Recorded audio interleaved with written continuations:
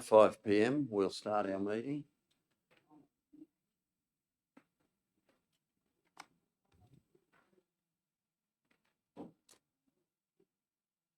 Recording and publishing. In accordance with the Local Government Act of 1993, Cowra Council is recording this meeting and will upload the recording to Council's website. By speaking at this meeting, you agree to being recorded and having that recording published in the public domain. Please ensure that when you speak at council meetings, you are respectful to others and use appropriate language at all times. Cowra Council accepts no liability for any defamatory or offensive remarks or gestures made during the course of this meeting. We acknowledge the traditional custodians on the land on which we gather, the Wiradjuri people, and pay our respects to elders past, present and emerging. We have apologies, an application for leave. We have Councillor Erin Watt is an apology on leave, and our Paul Devery is also on leave. Councillor Speechley is not here yet, but I'll expect her shortly and make note of that time. Disclosures of interest. Disclosures. Need a mover and a seconder on the apologies and leave. Mr. Mayor, if I may Councillor Kiss. also add, I've just received a message from Councillor Speechley saying she is coming. She will be a few minutes late and apologises. Thank you. Can I have someone move that the apologies be accepted? Okay. Seconder? Thanks, Tony.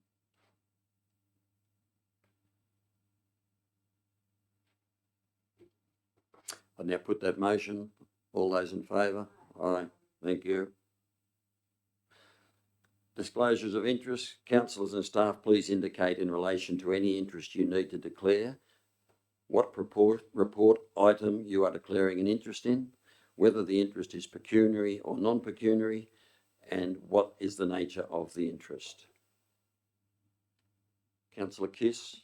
Thank you, Mr. Mayor. I have an interest in item 4.9, the section 355 committee for Youth Council. It's a minor non-pecuniary interest. As my son's a member of the Youth Council, I'll remain in the chamber for that one. And then item 4.3, the section 355 minutes for the Regional Art Gallery. I'll declare this as a minor pecuniary interest, as my daughter is an entrant in the Upstart and there's a recommendation to provide a financial donation as prize money. I'll leave the chamber for that one. Thank you. Anybody else? No more disclosures. We have a presentation, the 2023-24 annual financial statement presentation, and I'd ask Gabe if he would come up and present that. Thank you. Gabe is our auditor, those of you who are not aware of Gabe. Thank you. Thanks for the invite. This our forum council. It's going to be leading to present this one presentation to you guys. It shouldn't be too much of time. I suggest you move over to the left side. Hit that button. That's it. All right. Thank you. I thought my voice was loud enough. Oh, thank you. All right, thank you. It's good to be here, and probably just want to start by giving gratitude to the finance team, which is Scott and the rest of the team for their assistance in completing the audit for 2024. Thank you guys for assisting us with that. The presentation is just of the board. This is being in a collaboration with Audit Office New South Wales, and you probably look at the format a bit different from last year. And so we're just going to talk through some of the activities that the New South Wales Audit Office has been undertaking, and also will be undertaking in the near future as well. I'll just go through that. I'm not sure how many people is aware of that New South Wales audit has been assistant for 200 years this year, and they have series of Auditor General, which is the current Auditor General is Bola Oyetunji, and so he's been going around to consulting with many councils and the stakeholders, just to hear them out, to know what is important to them, in order to be able to formulate the process or think something that will be beneficial to them as well. Uh, Audit office usually have a annual work program, which is start from usually for about 5 years or anything from 3 years. And I'll just go through about a few slides on that the more. As a part of the audit office annual work program for 24 to 27, they've got focusing on the local government sector and looking at the financial reporting process and performance audit, internal controls and the governance, and also the area of interest that focus on the conduct of the audit as well. They've also trying to do some investigations options around financial sustainability of the local government as well, and some of the program work, and also looking at the performance audit as well, and looking at the long-term financial planning and climate risk to local government.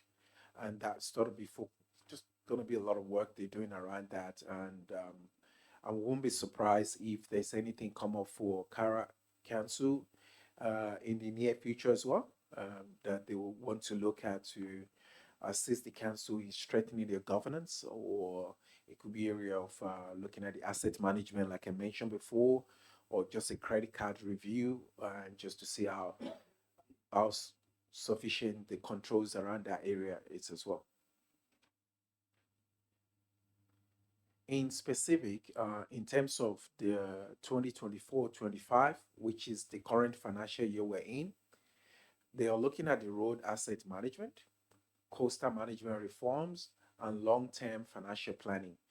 Uh, I encourage council shouldn't be really worried about coastal management reform, like I mentioned before, but in terms of road asset management and long-term financial planning, that might be the area that will be applicable to the council. And there might be some work around that that the audit office could be looking at as from the Cowra Council point of view, or in general out of most of the councils as well.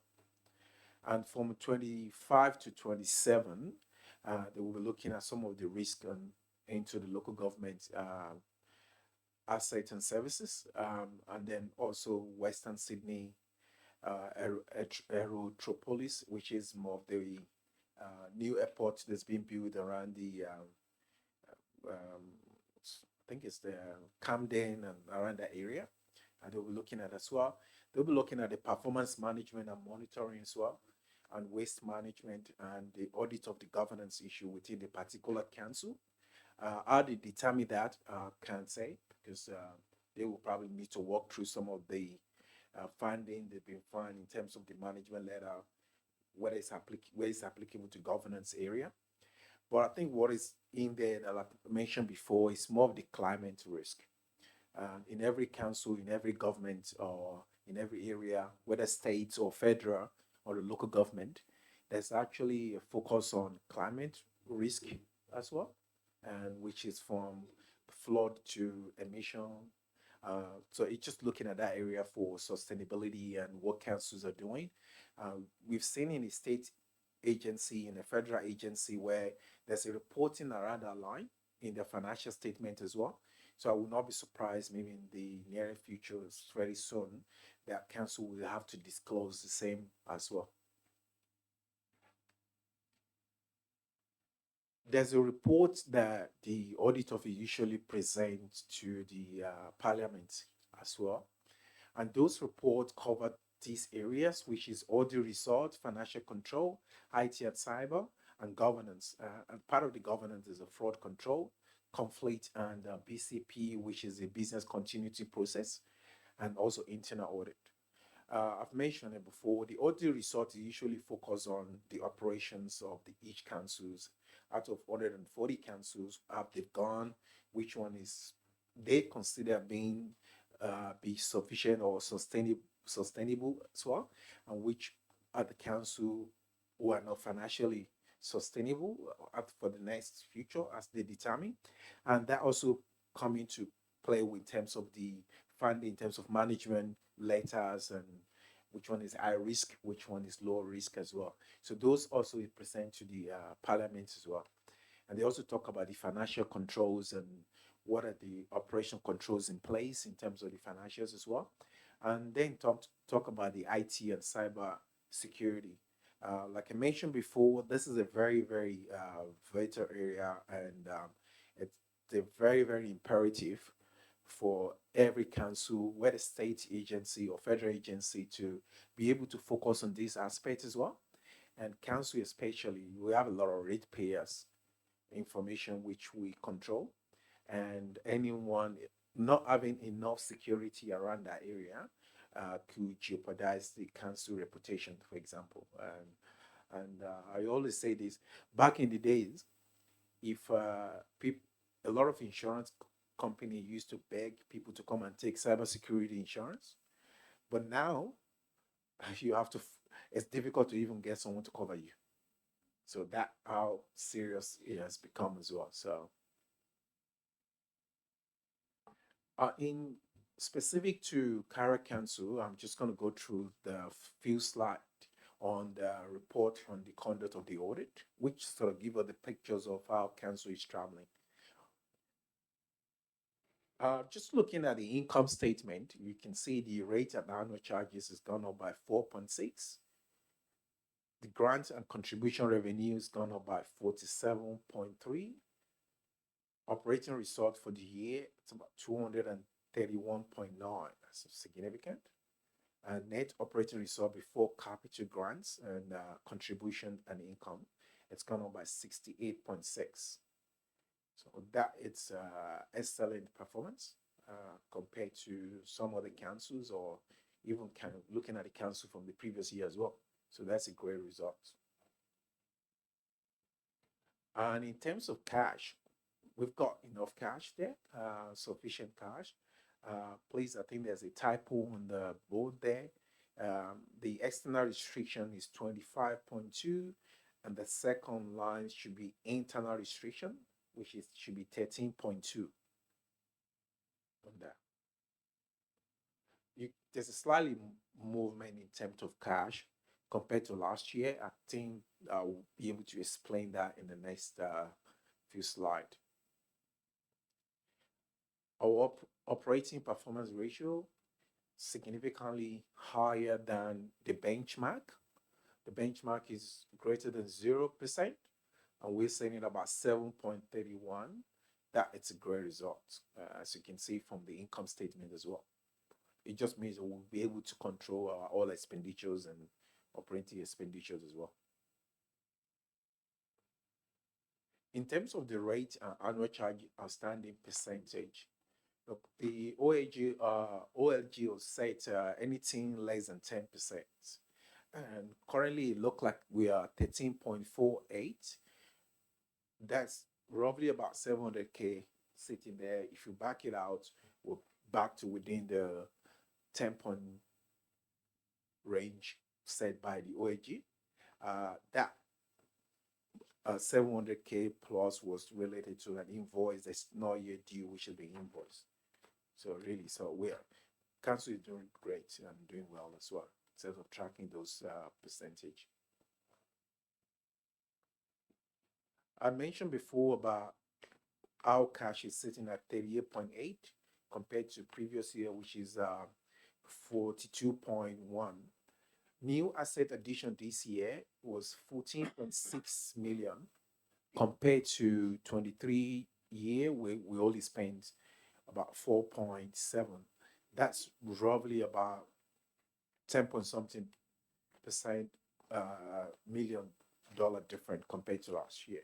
So then when you look at the asset renewal as well, we got 8.7 million this year in 2023 and 24 compared to 23, which is just 5 million.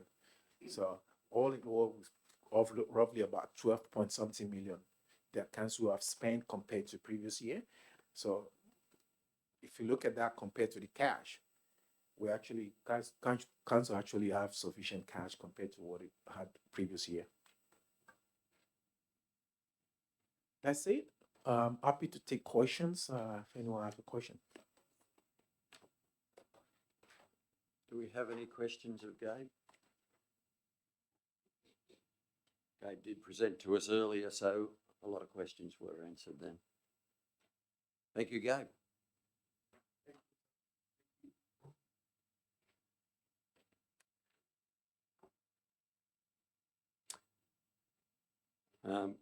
We're up to public forum. There are no members of the public who have registered with the General Manager's office to speak on items in the agenda. I'll move to number 2, confirmation of minutes. I'll now take a motion to confirm the minutes of the ordinary council meeting held on the 28th of October 2024. Councillor Kiss. Downing, thank you. Councillor Kiss. All those in favour? Passed. I'll now take a motion to confirm the minutes of the extraordinary council meeting held on the 11th of November 2024.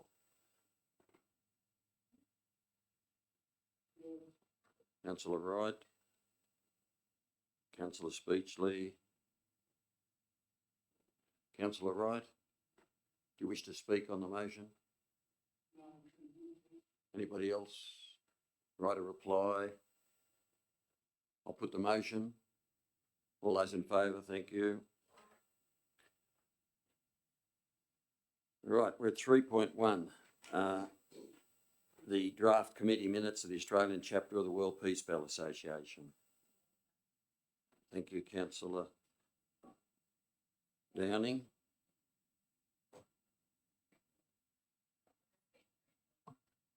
Second to Councillor Kiss. Yeah. Thank you. Councillor Downing.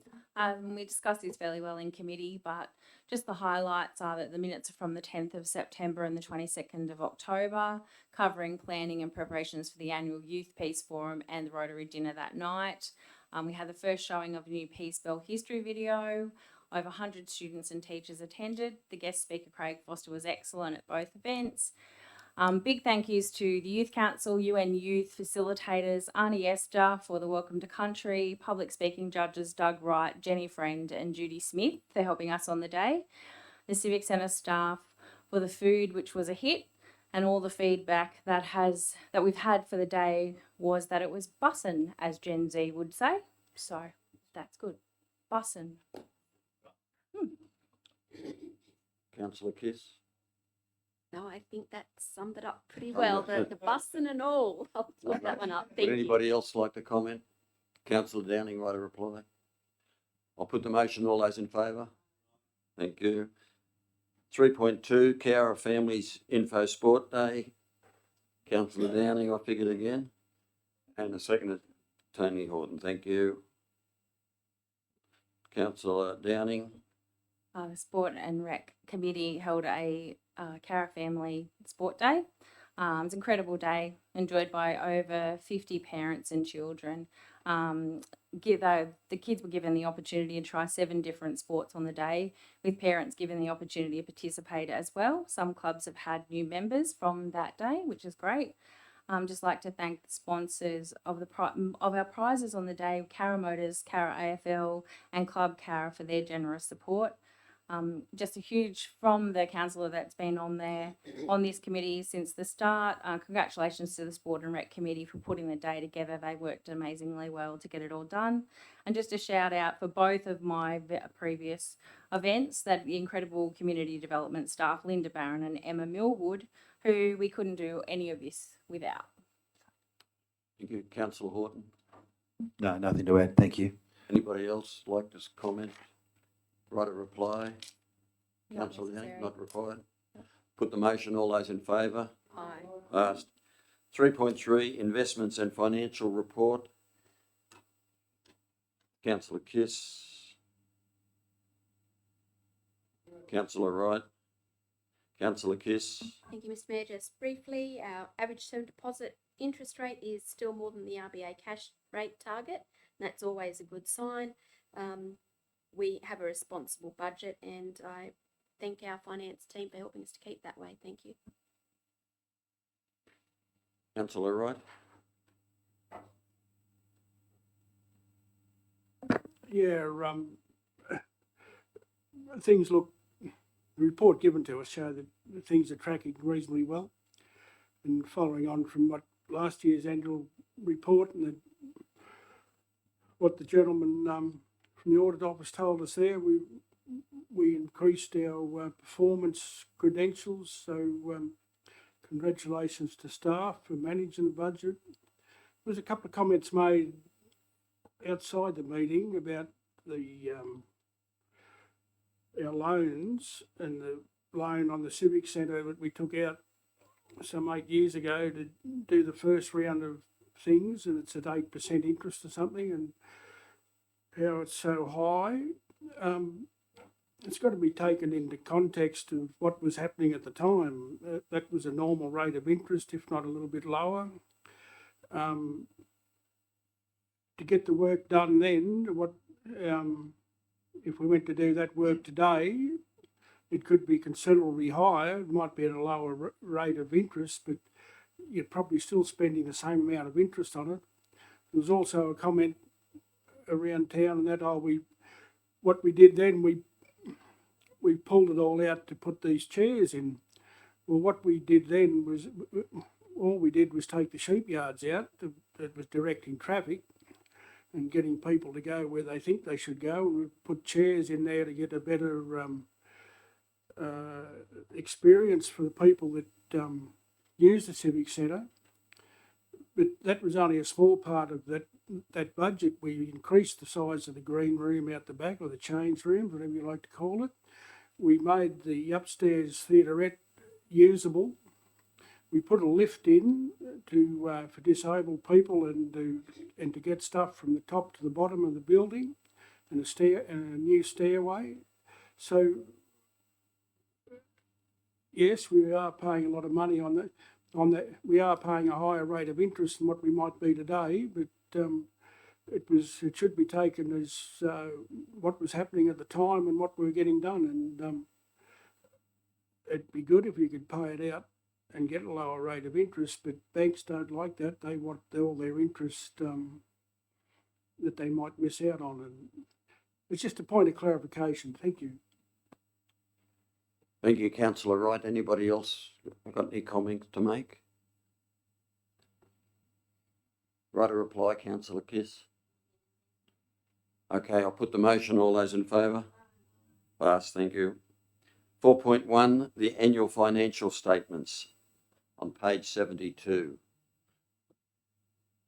Someone like to move that recommendation? Councillor Horton, Councillor Kiss, thank you. Councillor Horton. Thanks, Mr. Mayor. Just picking up on some of the points that Gabe made in his presentation. I'm grateful to Gabe for making the time to come out and talk to us. So council, on a few different measures, looks to be travelling fairly comfortably financially, which is terrific. I'd say that the reward for that kind of vigilance, of course, is continued vigilance, so that we continue to stay in a solid position. Point was made also that not all councils find themselves in such a solid position, so I think it's obviously incumbent upon us to make sure we stay that way. So, and it would be remiss of me not to mention council staff that assisted in this process, but also do the work on a day-to-day basis in terms of making sure we track and continue to track our financial position. So I'm happy to support those. Councillor Kiss. Not needed, thank you. Anybody else like to make a comment on the financial? Councillor Fagan. Yes, if I could, just to note that Cowra Council is in a very good financial position, and the auditor did tell us that we were in a lot of performance issues and we're above the benchmark, which was amazing.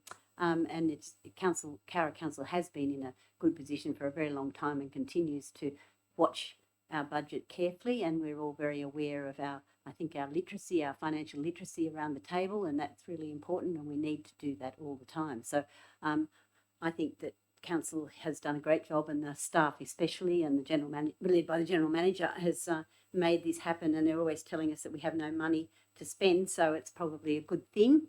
But we have increased our assets quite substantially as well because of state government and federal government funding, which is another really nice thing to have. And I'm sure Dirk's very pleased to be able to fill up so many potholes over the last 12 months, which has made that asset go up to $14 million. So it is the renewal of those assets by $3 million, and that's a lot of money to spend. And I think I congratulate them too, the staff, outdoor staff, for actually filling all those potholes.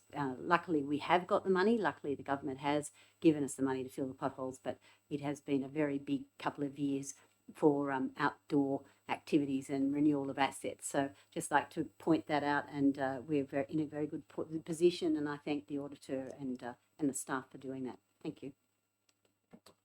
Anybody else like to make a comment? I'd just like to say that I have been away to both the JO and country mayors, and the conversation I've had with a lot of mayors, we are the envy of a lot of them, the way our finances are conducted, and a lot of them are in a very, very poor shape at the moment, and I commend what Councillor Fagan has just said. We've got a lot to be thankful for. I'll put the motion. Councillor Horton, would you like to write a reply? Not required, thank you. I'll put the motion. All those in favour? Thank you. Passed. 4.2, release of closed decisions. Page 178. Councillor Kiss. Councillor Wright. Thank you. Councillor Kiss. Councillor Wright. It's just housekeeping. We've made these decisions in the confidential part of the meeting, because they offered part of the awarding of tenders or contracts or personal hardship, and we don't want those those minutes going out in the public forum until it's sorted and they've all been dealt with, and so the transparency is not put into doubt how decisions are made. Thank you. Thank you, Councillor Wright.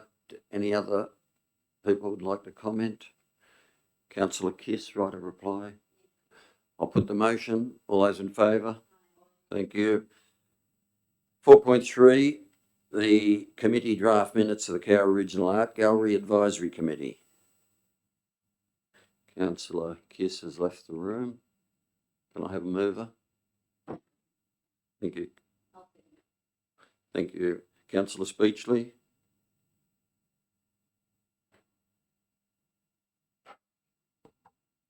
I'm willing to support this, obviously. I have recently been appointed to this committee and we've had one meeting so far, so looking forward to working closely with the team going forward. And yeah, this is just minutes acceptance, so thank you. Councillor Fagan. That there has been quite a lot of activity at the gallery, and there's been some amazing exhibitions, and the Colleen was one of them. And it's also a very prestigious exhibition with a $30,000 prize. So it is, and 48 exhibits were of a high standard, and it is amazing how well it attracts a lot of attention. So looking forward to continuing, and Councillor Speechley's presence on this art gallery committee, which is very active and busy, although they've only got a small number of volunteers. So hopefully that will improve, and she'll be able to attract more people. So just congratulate the gallery committee on their work. Thank you. Thanks, Councillor Fagan. Anybody else like to comment? Councillor Downing. Just to say that point 3 of this recommendation is that council keep in line with previous years of the Kayleen Art Award People's Choice, which was $1,000 donation. And then from the advisory committee trust account, and then $200 donation from the Friends of the Gallery trust account. So that's where the 2 lots of money came for prizes as well. And then just to mention that one of the committee members, Mr. Ron Gillard, has resigned, and they are asking that the mayor write to him to express council's appreciation of his contributions. And as we've stated before, it's a very small committee and they do a lot of work around switching exhibitions and volunteer time. So I think that would be a good thing for us to do. Thank you, councillor Downing. Anybody else? Right of reply, councillor Speechley. Okay, I'll put the motion. All those in favour? Passed. Can we get councillor Kiss, please? 4.4, the New South Wales Emergency Service Funding Reform, preliminary land classifications. This is only for note. Would someone like to move that we note that? Councillor Horton, I'll councillor second. Downing, Yeah, that's okay. councillor Horton. Thank you, Mr. Mayor. Yes, just for noting, so there's a process underway to investigate a review of how emergency services funding is conducted in the state, and this is part of that process. So looking at a land classification process that council staff are involved in, and council's being compensated for the time spent on that. Thanks. Thank you, councillor Downing. Yes, just to say that, to echo what Councillor Horton has said, that there is a time frame on this and we're expected to meet our time frame, and also there are penalties if we don't meet that time frame as well. So we're hoping to avoid those if we meet the time frame. Just to say that a couple of other states have done this, and it has shown that insurances have gone down. So it'll be really interesting to see, because they've been like 18 and 30% insurance rates have gone up recently, obviously because of all the natural disasters we're having. So it'll be nice to see if this could affect some help in the community. We'll see how they go. Thank you. Anybody else like to comment? Councillor Speechley. Just in relation to the insurance part, so the emergency services levy is actually a separate item on everyone's insurance policy, so it's very transparent what part of the premium is related to that. So I imagine that once that's removed, it will be obviously transferred to somebody else who they'll be paying, or other people may be paying as well, but it certainly should result in reduced insurance premiums. Thank you. Thank you. Councillor Kiss. Thank you, Mr. Mayor.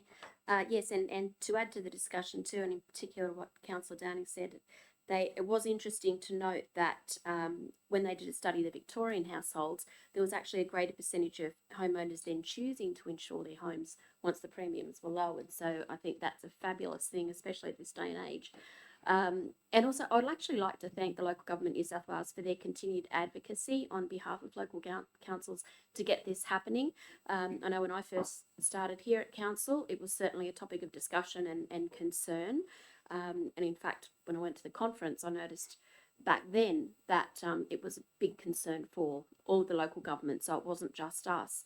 And it does go to show that even though the wheels of progress aren't always turning quickly, that they do. We need to be persevere, be patient, and just hold steadfast and contact, and be in contact with the multiple councils to make sure that these things happen. Thank you.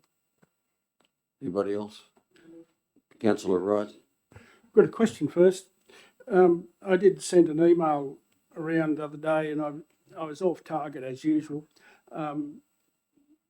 When I first read this, I thought they wanted us to classify the fire danger area of the Shire, and the RFS zone head office had already done that, so we know how to fight fires when they happen.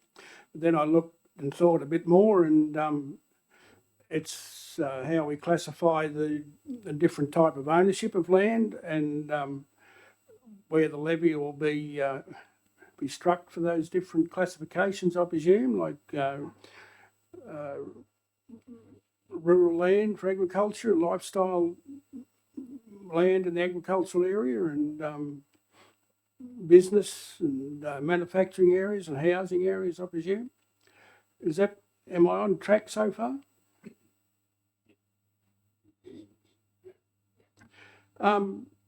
They've been quite generous, offering us some 32,000, I think, to do this report, because I think we classified this some 4 or 5 years ago when they were going to implement it the first time. Is that right?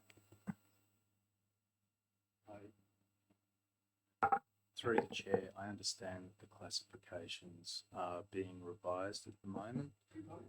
The classifications are somewhat different to what may have been done in the past. So there is some time involved in preparing a response. Yes, councillor. Yeah, well, that brings me to the comment. This is a dog's breakfast. It didn't get up last time. They introduced it, and they wanted us to put it on the council rate notice. I think we even set the council rate notice up to clearly show it was a state government levy for the emergency service levy. And I'd been involved with this semi because of my work, my attendance to the RFS zone management, and the RFS were dedicated. The RFS staff, mightn't have been head office, were dead against this because they did a big report on it and showed that the insurance way of getting money was that it was 92% successful, because people said, oh, they don't insure houses, but there's more houses. There's 92% of houses insured. The biggest problem is the contents aren't insured by renters and so forth, and that's minimal to what the insurance levy on a house would be. And then if you remove the insurance levy, we all buy motor cars and vehicles and sheds and so forth, and we insure them. That levy is going to be taken away. And how do you capture that on a land base levy? Because the land base doesn't include all your assets. And when you do look at it, when you get your insurance policy and you itemise it, you're paying nearly as much premium for the fire service levy as what you do for your rates. So ratepayers will get a bill as big as their rates they are at the moment. And there's no guarantee that it'll be controllable. Also, under the current system, before this changes, the insurance collection of the levy has never been audited. No one knows how much money's in the Australian Insurance Institute, whatever they call themselves, has got in the coppers. It's not reported on each year as to if they are capable of meeting the demand that they're asked to, which is somewhere about 75% of the budget. I think it is, after we pay 12% and 3% for SES and a couple of percent for the in our shire for the fire and rescue, and then the state government puts a bit in.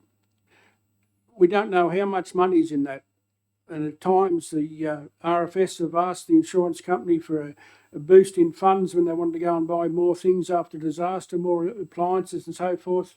In one case they asked for 90 million and the insurance company just wrote the cheque that day.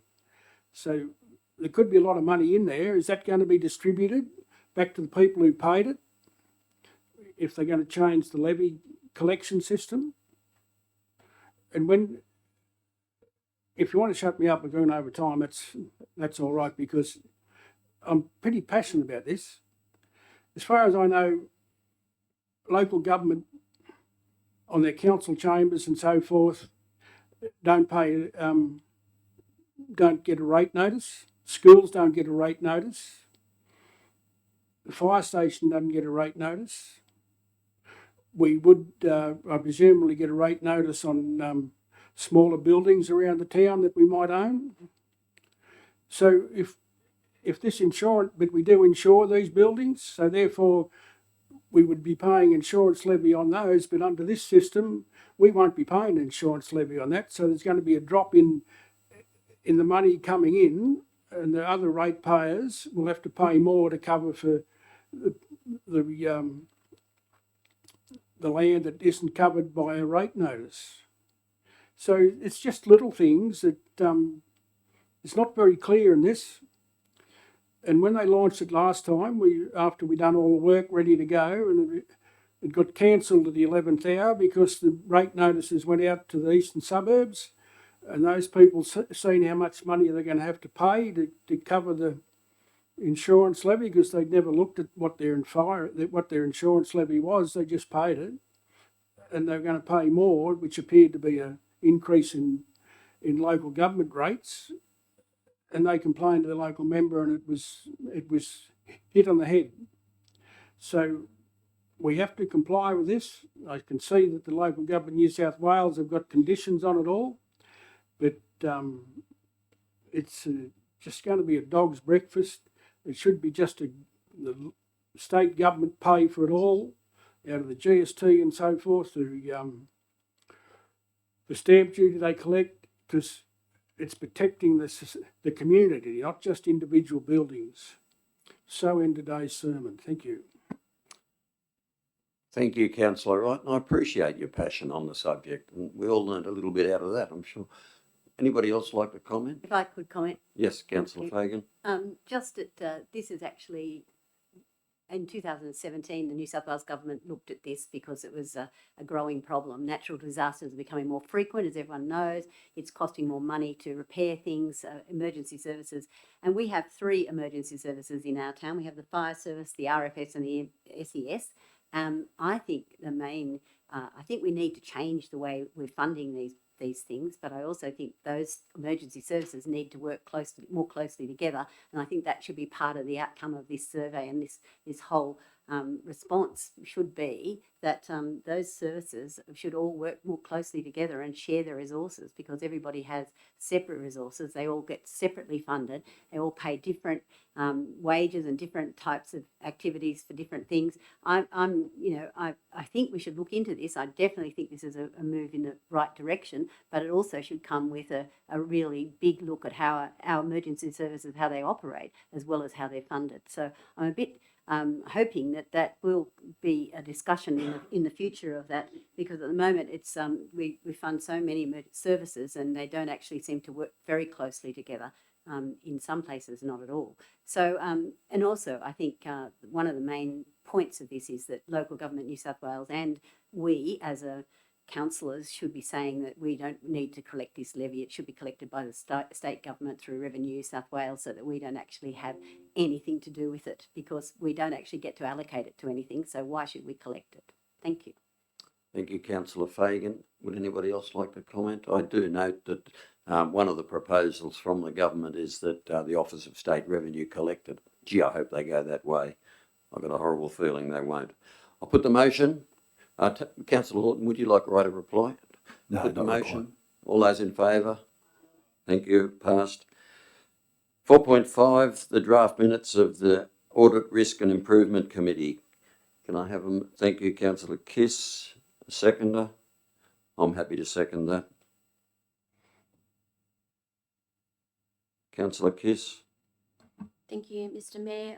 These are recommending, obviously, the minutes of the ARIC meeting of the 7th of the 11th, which have been attached, and also that requesting that Council adopt the proposed internal audit charter, which is based on the model internal audit charter provided by the Office of Local Government.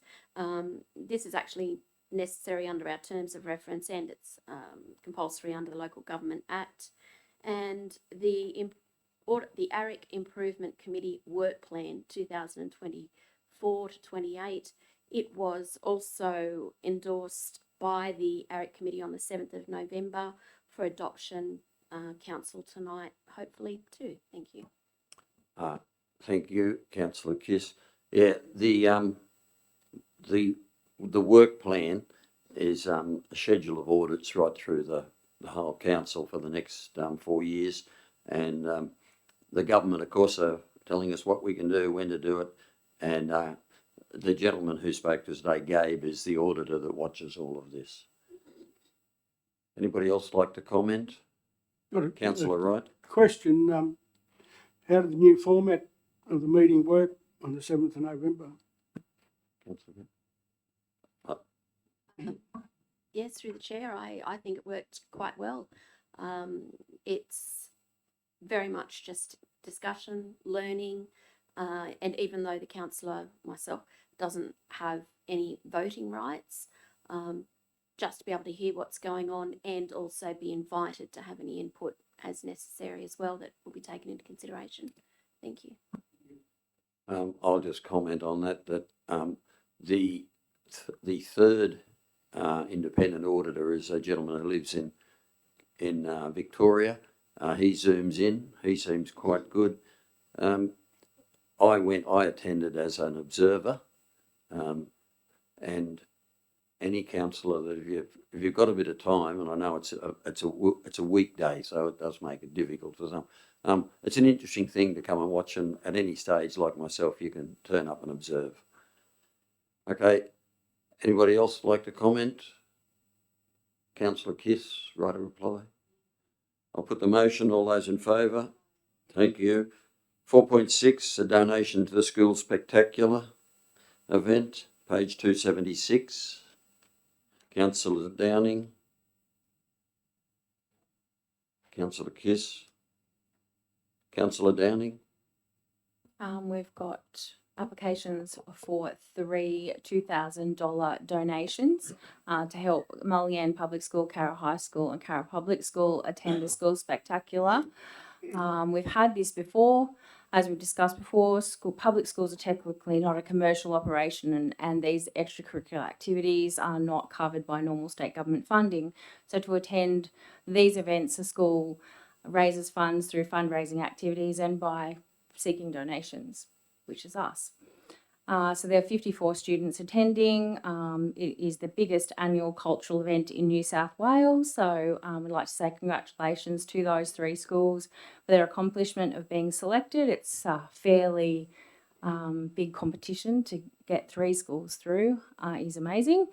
Students who attend are from a wide range of cultural and socio-economic groups, and I hope they enjoy their incredible experience. Thank you. Councillor Kiss. Thank you, Mr. Mayor. I echo Councillor Downing's sentiments. I am absolutely impressed that 3 schools have got through to this standard. I've actually borne witness to the students of Mullian out there seeking fundraising for themselves. They're working brilliantly alongside the Lions Club, doing the barbecues. I was absolutely impressed, and you could see their community spirit. Look, I absolutely commend their work ethics, and that's shown not only through their desire to participate in the school spec, but also just a desire to get out and raise funds for themselves. They know it's not going to be handed to them on a silver platter. Thank you. Anybody else like to comment? Councillor Wright. Thank you. No, I support these donations to these 3 schools. The schools do get a lot out of it. Previous years I've been a bit more involved in what goes on there, but this year I'm not, so I didn't have any conflict. Usually, and they're down there for a week. It was nearly 7 days, and when they come home, they said, "Oh, we're never doing it again," because it's pretty hard work. You've got to keep a group of young children under control in a big city, which leads to my next comment is that it's got to be held there because it's got the venue to hold it, but it's also the most expensive place to take children and get accommodation and buy food and transport around for 6 or 7 days, which what this helps cover. But in reality, these kids that are picked, they've got to be picked. They've got to send in videos of what they're doing, what they want and how they can do it. They've got to practice their singing and send that in to be picked before they can get entered into the choirs. It's not just whoever's got enough money to go goes. But it's a bit like other sporting people who get picked to represent the state or the area in an area competition. It goes to that next level, and there's always more money involved. And I think it's fair equity of under our donation scheme that we do provide this donation to these schools, and it is all for the public school system. It's not whether it's, you could say it's not inclusive. It hasn't got the private schools or religious schools involved. So it's given those people a bit of a lift, and it can give them insight into a future occupation within the entertainment industry. Thank you. Thank you, Councillor Wright. Would anybody else like to comment? Councillor Horton? Just briefly, if I can, Mr. Mayor, obviously supportive of this. It would be great also to close the loop and get some feedback from the schools as to the experience that the kids had, and to hear back what they took away from the experience. Thanks. Thank you. Anybody else? Write a reply, Councillor Downing. No, just to say that I bought the lamingtons from Malgan and they were really yummy. Noted. I'll put the motion. All those in favour? Thank you. 4.7, adoption of the annual report.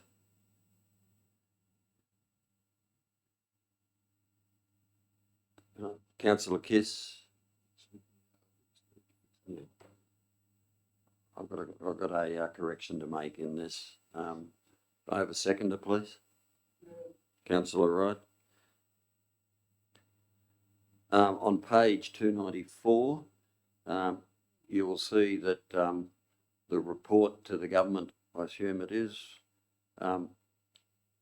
has on it Bill West Mayor. That will have to be changed. Alan will sort that out before we forward it to the Office of Local Government. So, Councillor Kiss, who seconded that? Sorry. Councillor Wright, thank you. Thank you, Mr. Mayor, and obviously with that alteration, I would support the recommendation. It's a really exciting report to read through the snapshot of just what we've achieved against our 7 key directions during the financial year. It's incredibly impressive. And if our residents don't have the time or necessarily the inclination to read through the whole report, I would highly recommend at least skimming through pages 8 to 10, and it really is an eye-opener. Thank you. Councillor Wright. There's not much to say. The address given by the Auditor General's employee was very welcoming and very supportive of what we're doing. Over 16 years, I've always told this is a snapshot on the 30th of June 2024. On the 1st of July, it might be different. And that's just a comment where we're receiving our federal assistance grants in the prior year to where they're being spent, so that can lift our grants and contributions up. And looks like we have a more money in the bank than what is actually there, because that's got to be spent the next year. But well done to the staff, and we look forward to continuing the success. Thank you, Councillor Wright. Would anyone else like to comment? Councillor Kiss, write a reply. I'll put the motion. All those in favour? Thank you. Passed. 4.8, donation to the New Year's Eve beach party. A mover. Councillor Kiss. I will second that. Councillor Kiss. Thank you, Mr. Mayor. Look, this request for a donation has gone up. There's no denying that. You know, in previous years we've provided between $1,000 and $2,500 towards the Cowra Community New Year's Eve Beach Party Committee to host their end of year event. Having said that, look, they've provided us with a budget. They've advised of why they haven't been successful in state and federal grants, unlike previous years, and it's certainly through no fault of their own. I've been to most of them that have been held over the last 8 years, and I can say that the community spirit at this event is incredibly high, and certainly comparable to the Christmas night markets. The attendees ages range from newborn right through to our more senior members of the community, all equally enjoying the experience. It's an opportunity for people to get together, irrespective of whether they actually have family or friends, to be able to then, attend with as individuals to end the the year and then bring in the new year. Look, they're out there, the community members are out there diligently trying to raise funds. It doesn't matter where I go, I seem to be seeing the 100 Club pop up, and it's certainly seen to be very advantageous towards their fundraising.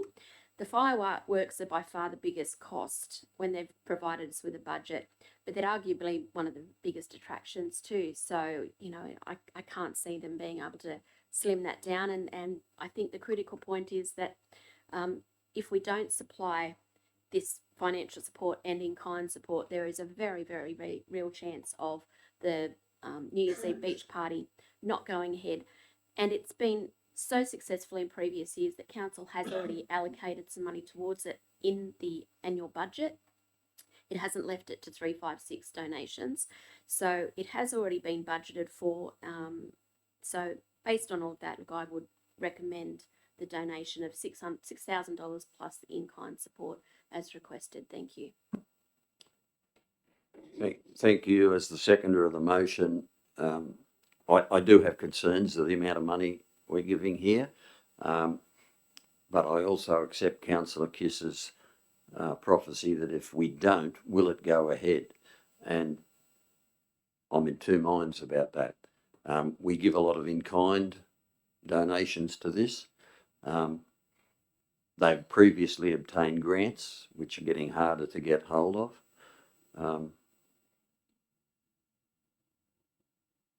I am concerned about the amount of money.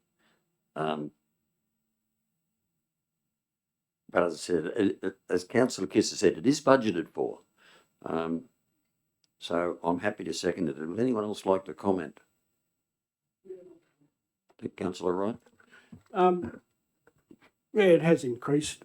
A lot of things increased, but then I think we allocate tourism $5,000 to put on a Christmas lights display, and I think another $5,000 or $6,000 for the street market thing. It's they do say the Christmas time of the year, the New Year period is a time of giving.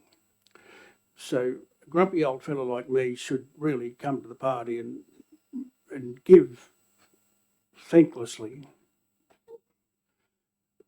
But I think the worrying part is the committee started off some 5 or 6 years, 18 or something, and 6 years ago.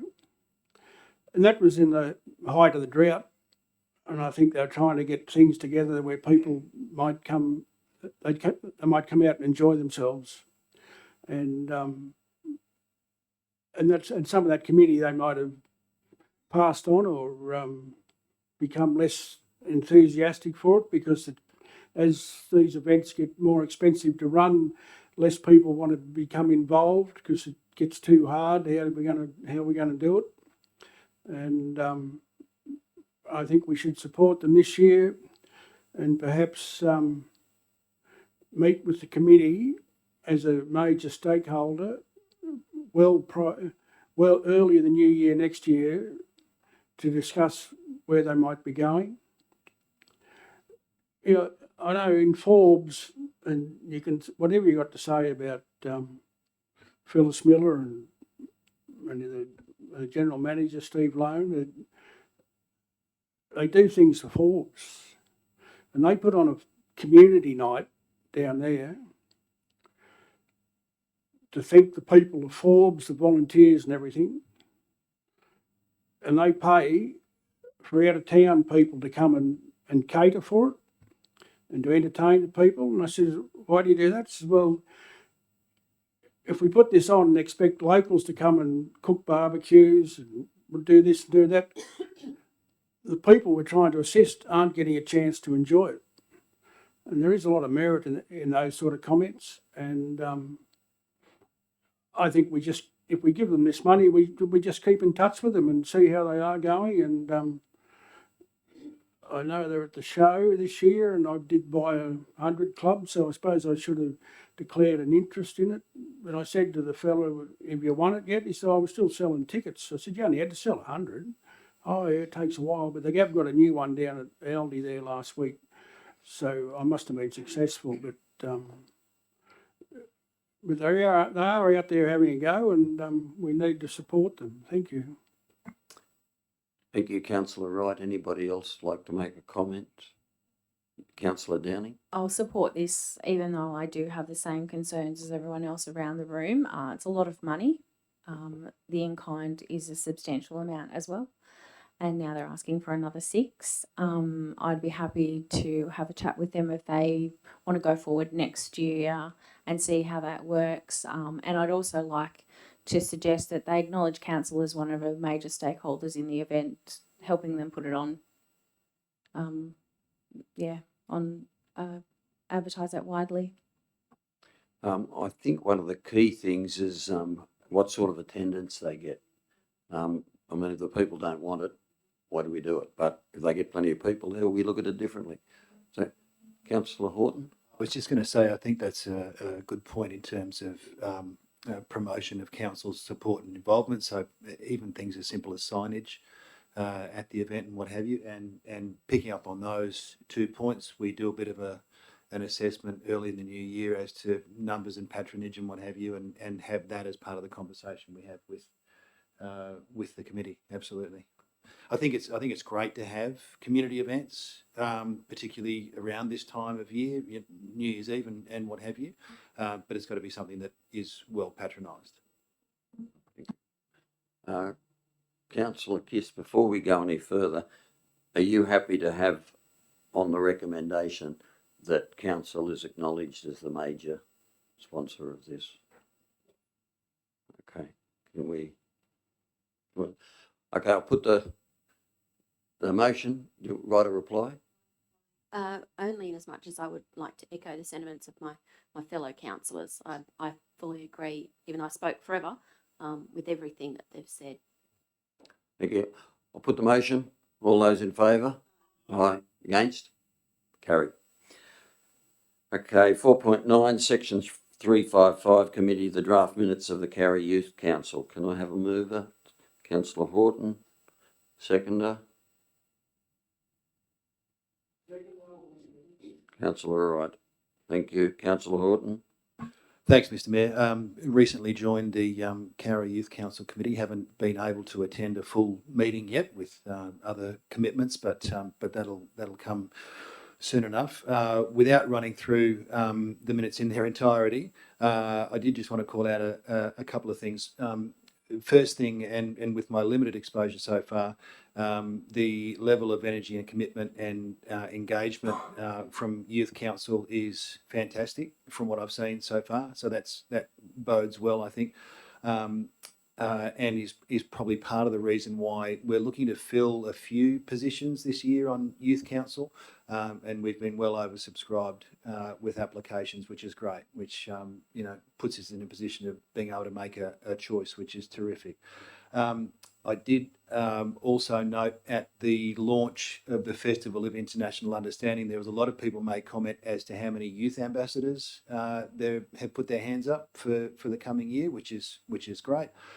So something is going right around youth engagement, which is terrific.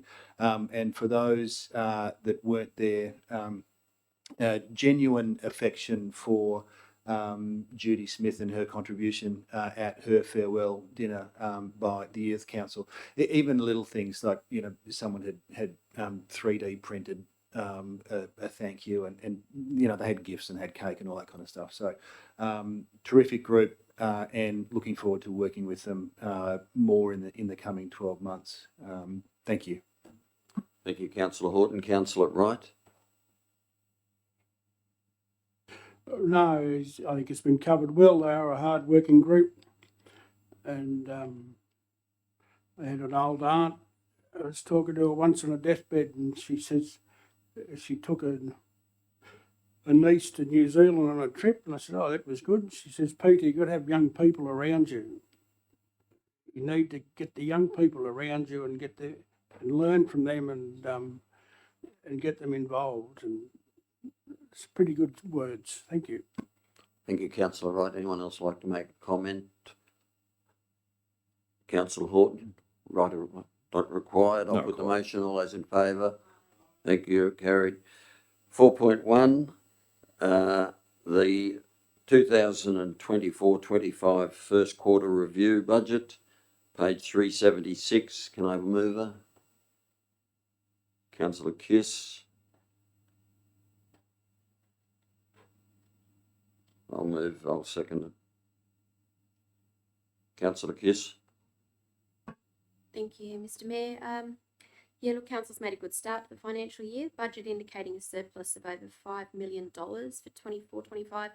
There are a lot of factors contributing to this budget difference, and as a surplus, it looks good. But in theory, it could have equally swung the opposite way. So we must always be mindful and not become complacent. Thank you. Yes, I'd just like to say that it's only the first quarter, but it's a good start. We're going well, and the only discrepancies have been up, not down. So very happy to second that. Anyone else like to make a comment? Councillor Kiss, right of reply. Not required. Put the motion. All those in favour? Carried. Number 5.1. Director of Infrastructure and Operations, the committee minutes of the Traffic Committee. I'll move that. Councillor Downing, thank you. This was they were two virtual meetings. They both concerned street closures for both the Christmas Carnival and also the walk on Friday against domestic violence. So both good things. Basically, it was housekeeping. It has to be done. It has to go through the Traffic Committee. Has to come through this meeting with council. So I'm happy to move it. Councillor Dowling, you'd like to? Just to say that, yes, it is. And these traffic committee meeting minutes are always really interesting. And it's amazing the paperwork you have to go through to close a road for any event. So I'll also be attending the DV March, which is on the Friday the 29th. Rotary is 28th, sorry, wrong date. I sound like Mr. Docker. 29th, I think, isn't it? 29th? Yeah, 29th. Okay. Sorry. Sorry. I believed you. I believed you. Yeah. And Rotary's happy to be asked to be involved in that as well. We'll be cooking a barbecue and stuff like that. So happy to support it as well. Anybody else like to make a comment? Councillor Kiss. I would like to say sorry to Councillor Downing for leading up the garden path. I did have the wrong date written down. But also just to add that it starts at 6 p.m. from outside of Sink at 15 Foe Street. And again, add my own thanks to Rotary, who will be providing the barbecue, and urge anybody who is available to come to the domestic violence awareness walk. Thank you. Okay, thank you, Councillor Kiss. Anybody else? No one else? Right of reply. I don't require. I'll put the motion. All those in favour? Thanks very much. Passed. 6.1, the adoption of the reviewed Code of Planning Practice, Processing Development Applications, the policy 470. Thanks, Councillor Fagan. Councillor Horton. Thank you, Councillor Fagan.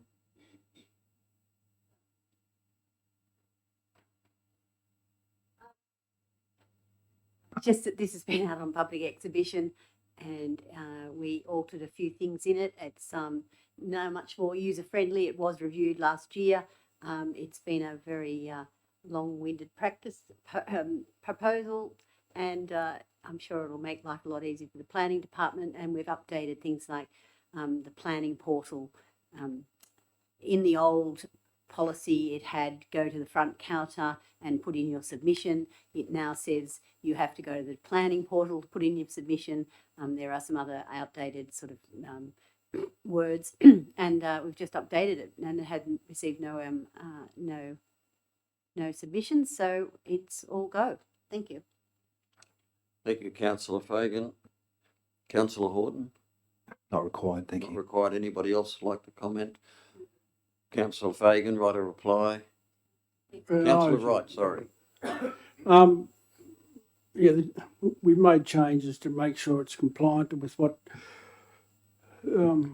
Office of Local Government and the state government needs, and we all know that the planning portal is not convenient to a lot of people, but most things that you do with the government now, you go to a website to do it. You don't want to talk to anyone or print something off so you can look at it and fill it in and then retype it.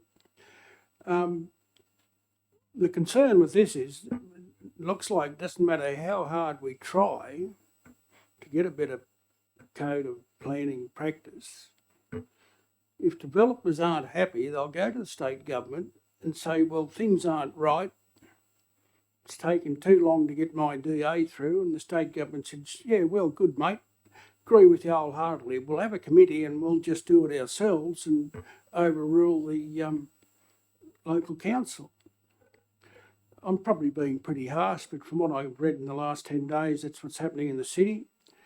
And it's all to do with developers. And they say they want to get these things done so they can get their projects up and running. But when you fill in a DA, you don't always have to fill in how you're going to provide roads and other amenities there that the state government provide to service that centre. And it's probably a little bit irrelevant, but in this town, we're probably managing pretty well getting it done. In the town of Dubbo, or the city of Dubbo, someone's decided and has been approved to build a 15-storey building in the centre of Dubbo. And the only reason I know about this is my son's a surveyor that his company's sort of helping get the levels right up there. And I said, how come you've got to go there? And he said, well, the builder is doing something that's never been done in Dubbo before. They've had to bring builders in, they had to build concreters in that can work on a 15-level building and so forth. They need a specialist surveyor to get everything right. So it's not all that easy for councils to have a planning practice, code of practice to bring in these multi-storey buildings for housing and accommodation or on small sites and everything. And I think we just need a bit more understanding from the state government and their expectations to meeting their election promises. Thank you. Thank you, Councillor Wright.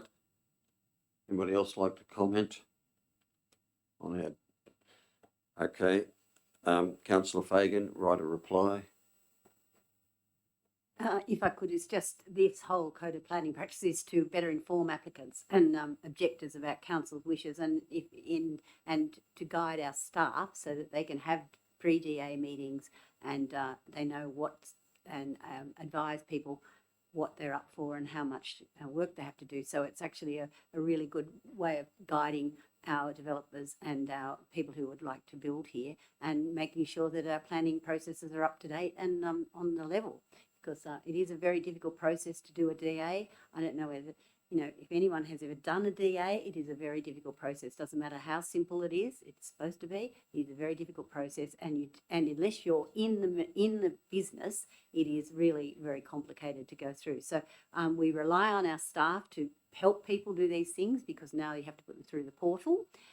So I'm really happy that we've actually got this clear set of guidelines and hopefully it will help the process and minimise people's frustration. Thank you. Thank you, Councillor Fagan. I'll put the motion. All those in favour? Passed. Thank you. 7.1, Community Grants Round 1 of the 2024-25 allocation of funds. Can I have a mover, please? Councillor Kiss. Councillor Wright. Councillor Kiss. No, we'll do this one.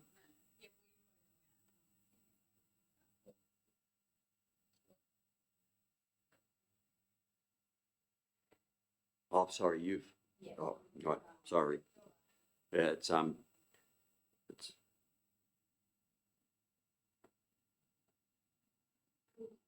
the late thing. Yep.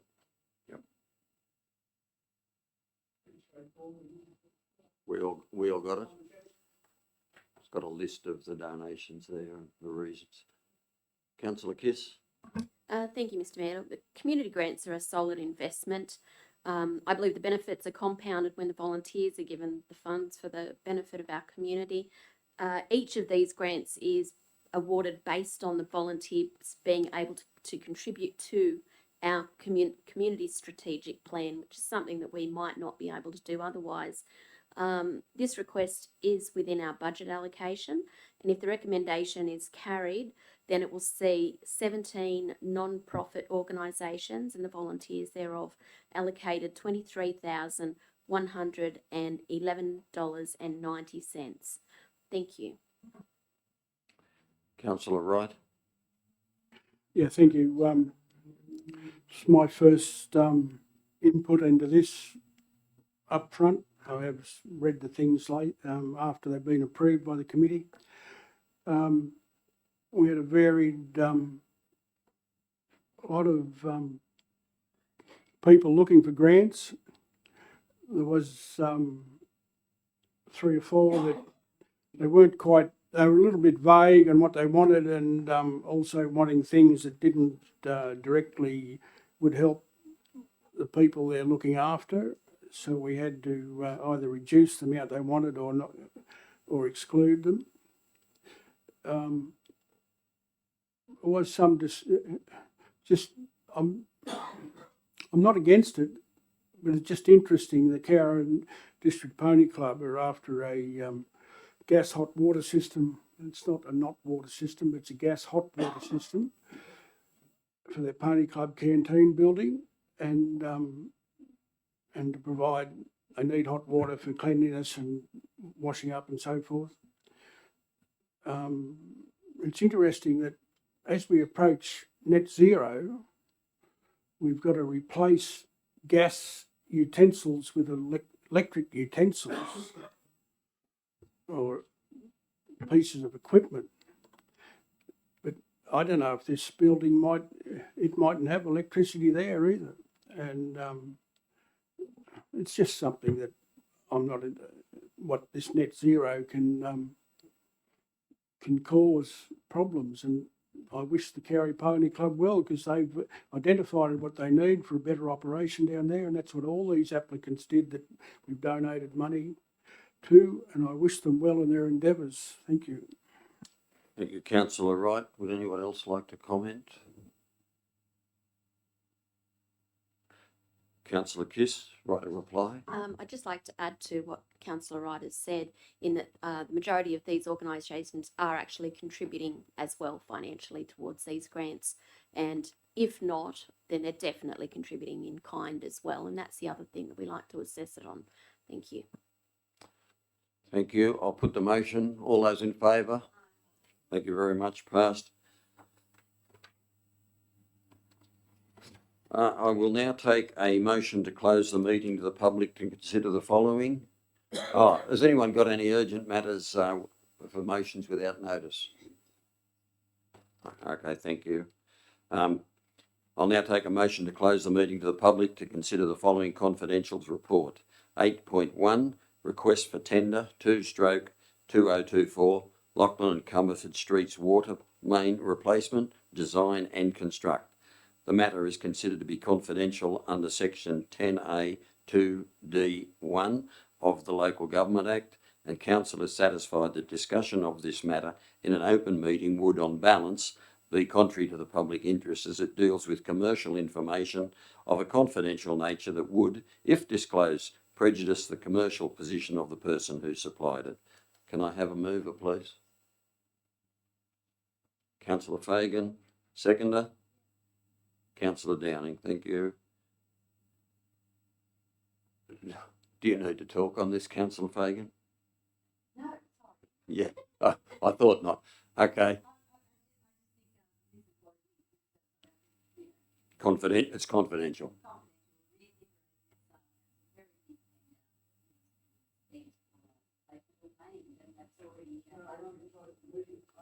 Yeah, this is a motion to close the meeting.